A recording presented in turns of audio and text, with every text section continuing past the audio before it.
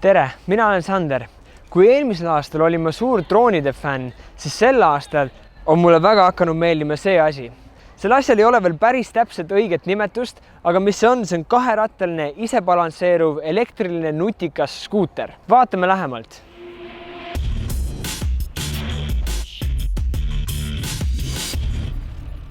Need elektrilised isebalansseeruvad skuutrid tulid välja eelmise aasta augustis ja on pärast seda levinud rohkem kui 100 erineva brändi nime alt üle maailma. See näitab seda, et Hiina tootjad ei ole ainult siin selleks, et lääne mudeleid enda tehastes kopeerida, vaid tegelikult ka juhtida uute toodete arengut. Kuigi on väga raske minna tagasi selleni, kes esimesena sellega välja tuli, siis ilmselt oli see Chick Robotics Hiina üks tootjatest, kes omab ka patenti sellele. Tänaseks on kopeerinud seda või siis sarnaseid mudeleid järgi teinud kõik 5-6 suuremat Hiina tootjat. Sellest sai suur asi selle aasta juunis või juulis, kui ka ülemaailmse kuulused nagu Justin Bieber või Chris Brown kajastasid seda oma Instagrami lehel või siis näiteks Jimmy Fallon oma teleshows. Samuti mitmed YouTube'i staarid, näiteks Casey Neistat või siis Alfie from Pointless Blog on kajastanud seda oma kanalites ja see on levinud üle maailma justkui nagu kulutuli. Ja kui vaadata kommentaare või inimeste esimesi reaktsioone, siis kõik küsivad, kus saab seda osta või kui palju see maksab. Ameerikas esimesed brändid, kes hakkasid seda tegema, on Funky Duck ja Ioho, kus see maksab kuskil $1500–1600, mis on umbes 1200–300 eurot. Eestis tegeleb nende isebalansseeruvate elektriliste skuutrite maale toomisega Uforatas, kes aitas ka mul selle sama endale saada ja seda testina kasutada. Nende hinnad on kuskil 700–800 euro lähedal, aga ma soovitan vaadata juba nende lehelt lähemalt. Karbist väljavõtmine on sellel tootel väga lihtne. Sellega tuleb kaasa ainult see põhiseade ise ja laadija. See põhiseadme juures on 2 elektrilist mootorit, mis on eraldiseisvad koos eraldiseisvate akudega. Siia sisse on ehitatud ka gyroskoop, mis aitab siis hoida tasakaalu ja need kummipadjad, millega sina oma raskust jaotades saad liigutada seda seadet. Vastupidavuselt samuti tundub see seade väga hea, kuigi ta on valmistatud plastikust kerest, mis väga lihtsasti kriime külge võtab, siis ta on väga tugev ja vastupidav.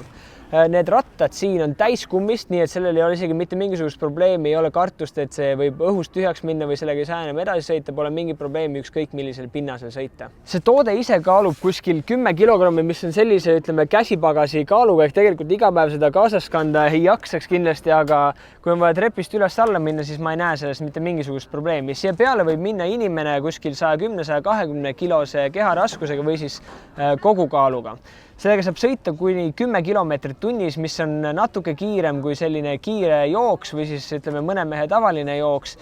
Nii et kõndimise keskmisest kiirust umbes 2 korda kiirem. Ühe laadimisega on võimalik sõita kuskil 15–20 kilomeetrit sõltuvalt sellest kiirusest, millega te liigute ja pinnasest, millisel te liigute.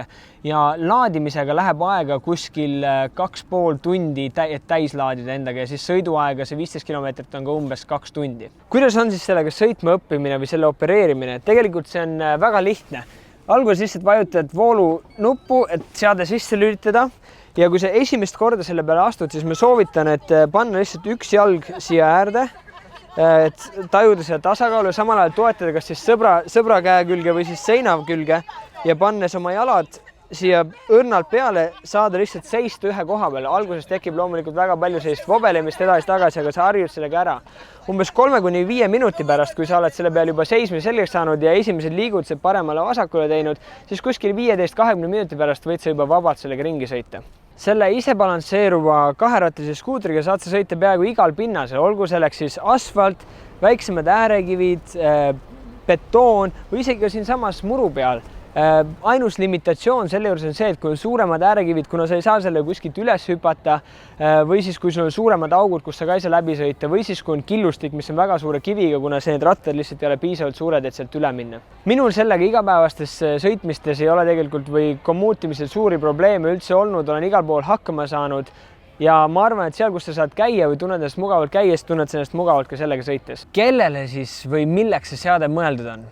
Kui aus olla, siis tõesti ükskõik kellele ja ükskõik millele ta suudab ideega välja tulla. Näiteks minu 10-aastane õde õppis sellega sõitmise ära juba esimesel korral, kui ta siia peale astus. Ja miks mitte ei võiks ta kasutada seda omal kooli kommuutimiseks? Minu vanem venn näiteks, kes käib tööl ja soovib saada sinna väga kiiresti, mis tal muidu võtaks aega 20 minutit kõndimine, siis nüüd tal on võimalik seda teha 10 minutiga. või näiteks ka minu isa, kellele meeldib käia golfi mängimas, siis ta saab seda kasutada ka muru peal sõitmises, justkui et teha kiiremini läbi golfirada. Seda võib kasutada ka siseruumides, ehk siis see on justkui igal pool, kus sa jalutad ja sa soovid liikuda 2 korda kiiremini. Ma näen, et sellel võib olla rakendus igal pool, kas või suurtes kaubanduskeskustes või ka ametivõimudel seda kasutada enda igapäevatöös. Nii et tõesti sinu fantaasia on ainuke piir selle seadme kasutamisel. Sellega sõites on tõeliselt tunne, nagu sa oleksid sündinud tulevikku.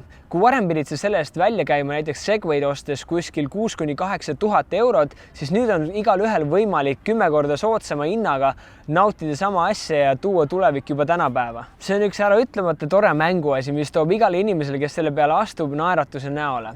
Aga ma arvan, et see saab olla midagi palju enamat. Sellest võib tõesti saada uus standard nii linnasisese kui linnalähiste ala igapäevaseks kommuutimiseks inimestel.